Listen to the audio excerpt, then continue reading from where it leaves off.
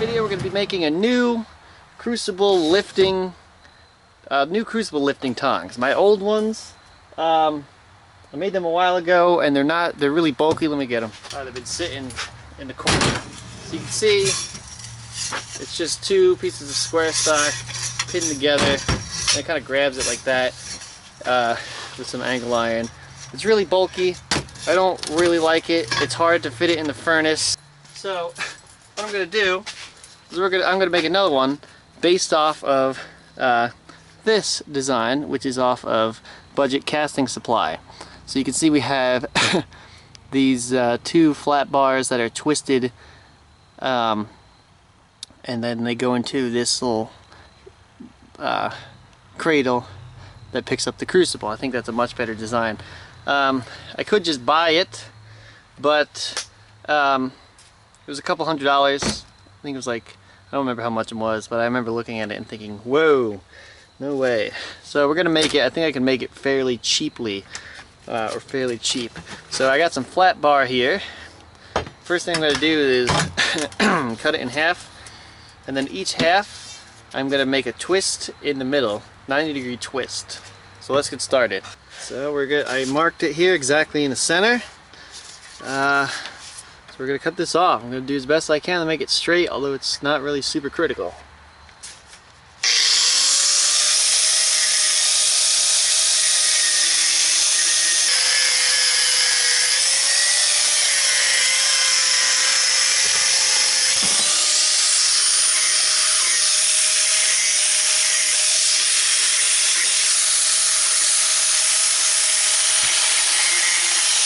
Alright.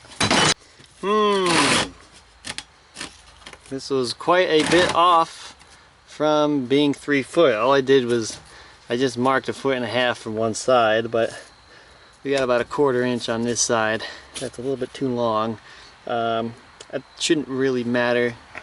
So what I'm going to do next, I'm just going to work off of this side. These are, I want them to be 1.5 feet. So that's going to be 0.75 feet, which is going to be 9 inches is halfway. So there's that. And then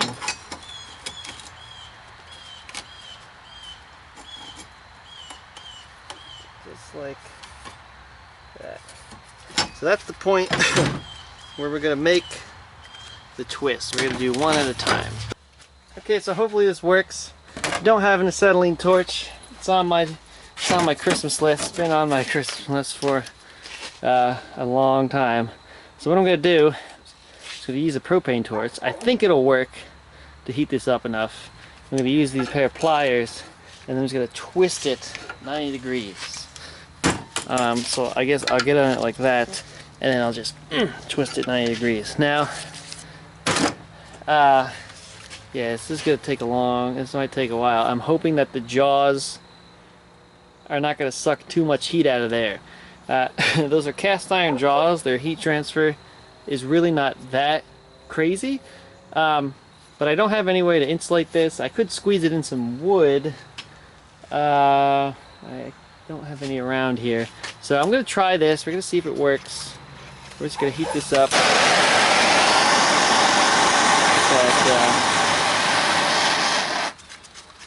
Let's see if it's soft at all. If I can do this at all. Nope. Okay, so my plan B is to just cut these in half again and then just weld them on at 90-degree angles. I just don't have the equipment to do anything else. So here we go.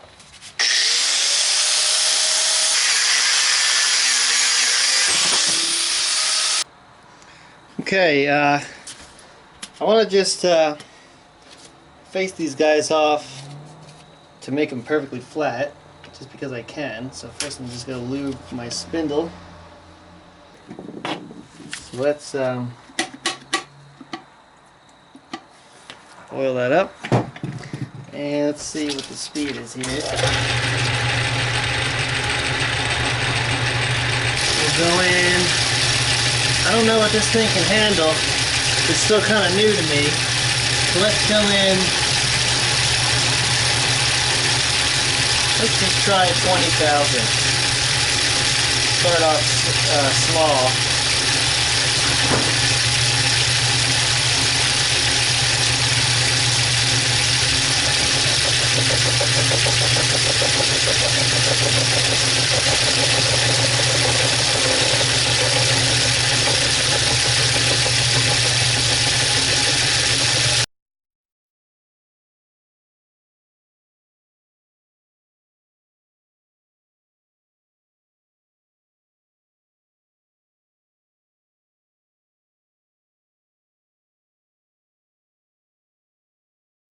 Okay, I flipped her over.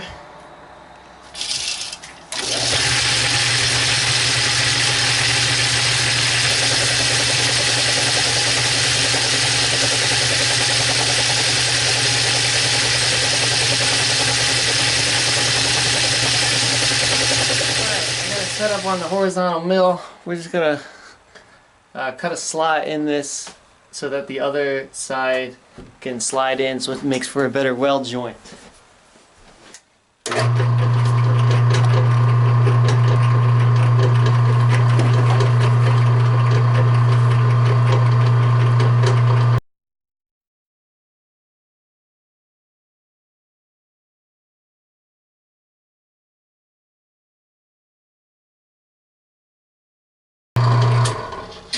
Alright, so let's see how that came out.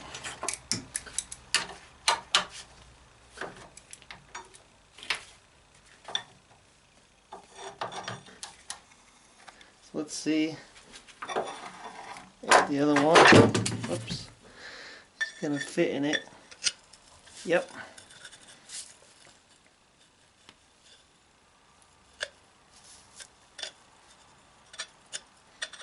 So I'm going to make another one in the other one so that you can slide easy. I'm just going to do the same thing. I'll do that off camera. Alright, just did the other one off camera. Clean. Okay, so let's see. There we go. Nice and tight. So now we're going to weld it like that.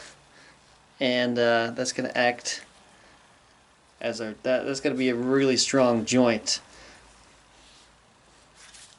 And then I'm going to do the same thing to the other side, because there's going to be another one of these, but I'm going to do that off camera. Okay, so we're now going to just weld these two guys together. Fits nicely.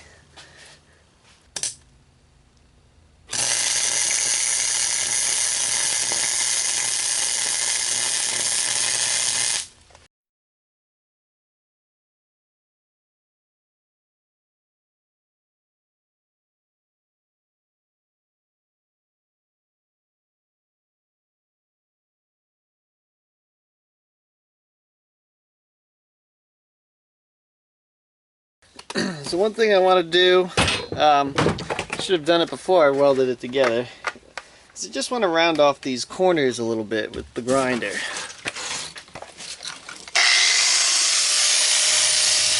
So now, I'm just going to go make the other one off camera.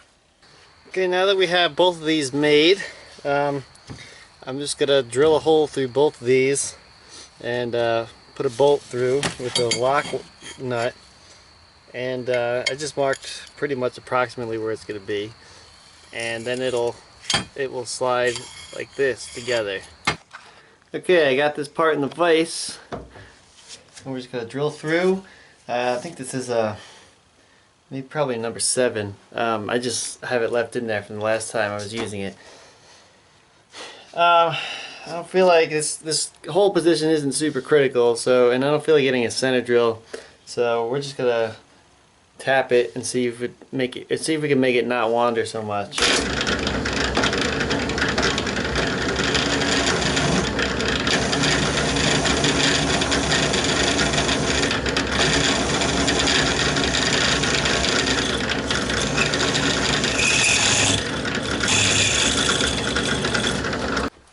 Alright, we're going to drill a 3/8 hole through this. That's probably too fast, but we'll see how it behaves. Yeah, too fast.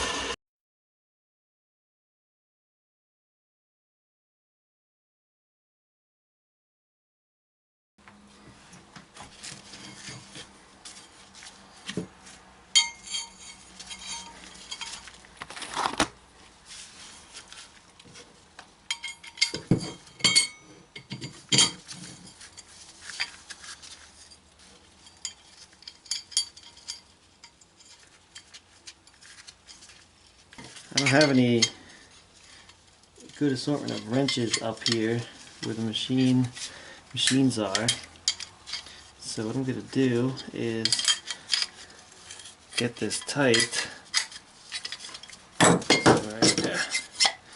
There, I want it nice and firm. So next we need to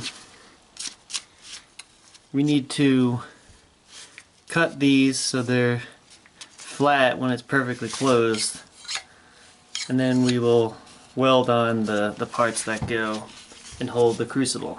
Okay, we have kind of an interesting setup here. So I put this little device, so I put the clamp or the tongs into the vise, and it's not super critical, but I want, what we're going to do next is we're going to cut these to be flat with respect to the line that's between these two angles right here. Okay, so it wants to be, we want to be perpendicular to the respect to the center line. So I came in here and I just eyeballed it. See if I can get you in here. If we just look here, the top of this vise is lined with the middle of the tongs, and you can see here, if you draw a line in the middle, it's approximately, if you draw a line where the top of this vise is, it's approximately in the middle of these two angles right here.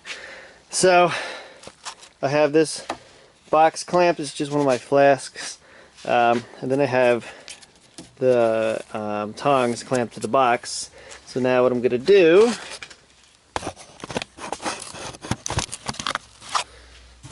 is put this in here and just use this guy to draw a line to the best I can, and it will be close enough to be straight.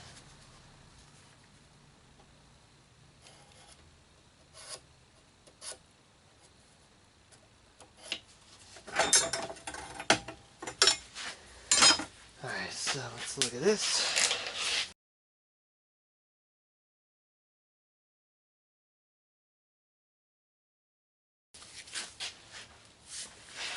So there we go. We're going to cut it like that, and that will be approximately perpendicular to the center line.